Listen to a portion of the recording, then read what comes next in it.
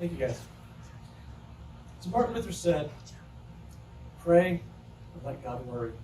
But how many of us do the opposite? We worry, then we pray. If you know me, I'm always prepared, as the Boy Scout motto says.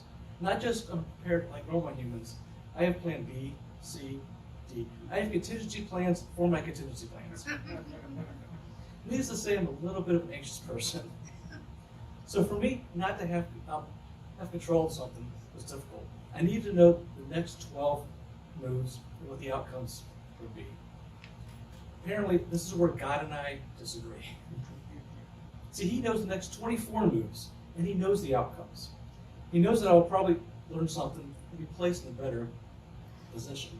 See, when things happen that I don't plan for, my mind goes into overdrive. I plan out every possible scenario. I think things like, what if Canada invades Ohio and I have to start like in hockey? What do I do? See, God teaches me that he's in control.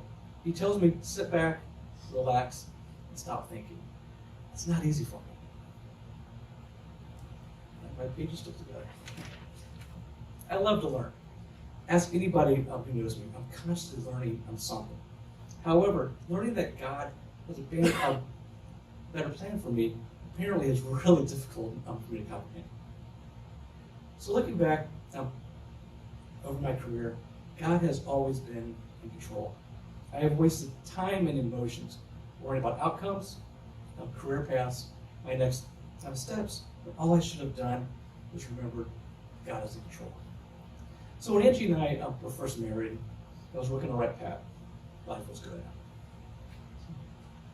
Like most newlyweds, we're looking to buy our first house. As we got to know a realtor, we found out she was vice principal at a career center. So we discussed my occupation and programs they had at her school. She had mentioned they had an instructor in the area that I was working in. I'd been there quite a while. The program was a great program. So a few months after buying our house, my company loses our contract. Right, Pat. I was given my severance and sent on my way. See, I'm not one to sit and dwell. So I started my own consulting company. As with any new business, it takes years to develop clientele and a reputation. So about a year later, I'm sitting there at my home office, looking at an empty desk and an empty balance sheet. I get a phone call. It's from my realtor, vice principal at the Career Center. She asked if I'm interested in an instructor position, since theirs just abruptly left. So less than a month later, I was hired on as an instructor. God was in control. So let's fast forward a few years. I was working for a Fortune 30 pharmaceutical company. 2 years in a row, my boss put me in for a promotion. Both times denied. So the following year, we were going through a reorg. Positions were going to be eliminated.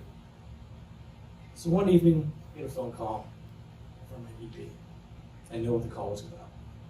So she proceeds to tell me, yes, my position is being eliminated. And she pauses. Says, actually, you're getting a double promotion. You're going to be a site executive of the largest facility within the organization. Later, I found out that if I had taken any of the other promotions, I would have lost my job and not got the double promotion.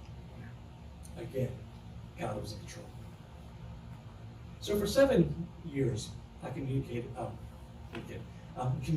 Columbus and Cincinnati while living in Dayton. My children, they were getting older, and I wanted to be closer to home.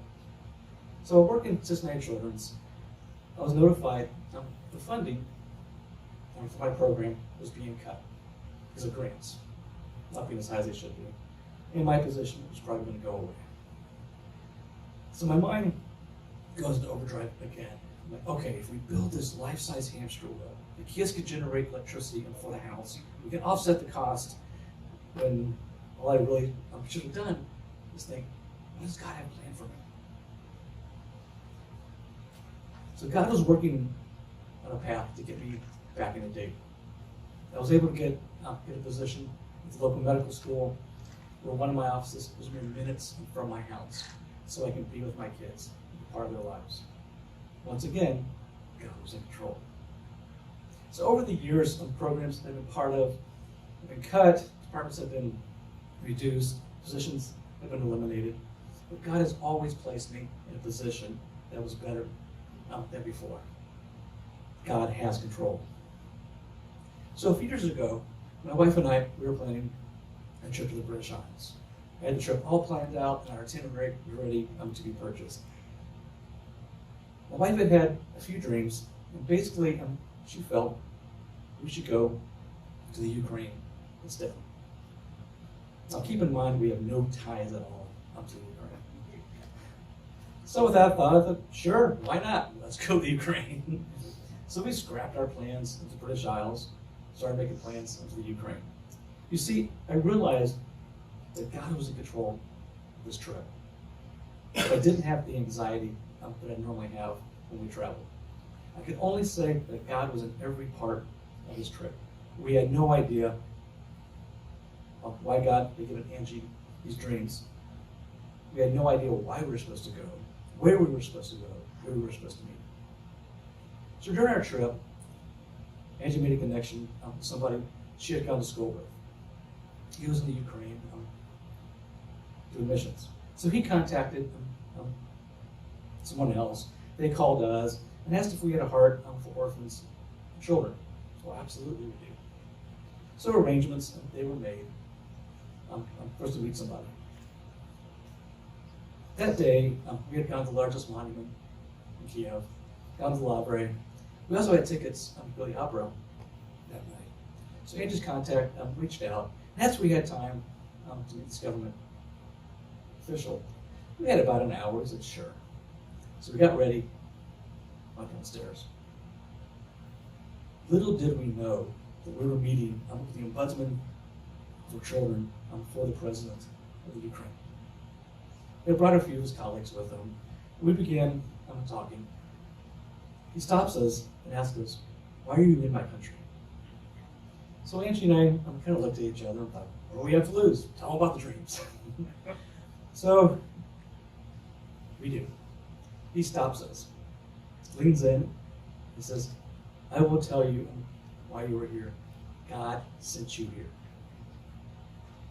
So after we picked ourselves up off the floor, we ended up missing the opera, spending the rest of the night, and I'm talking to our new friends. Once I realized that God is in control, my anxiety and stress has dropped. My excitement has increased, wondering what marvelous plans He has in store for me. So remember, when things don't go the way you plan, stop and remember, God is in control. Thank you.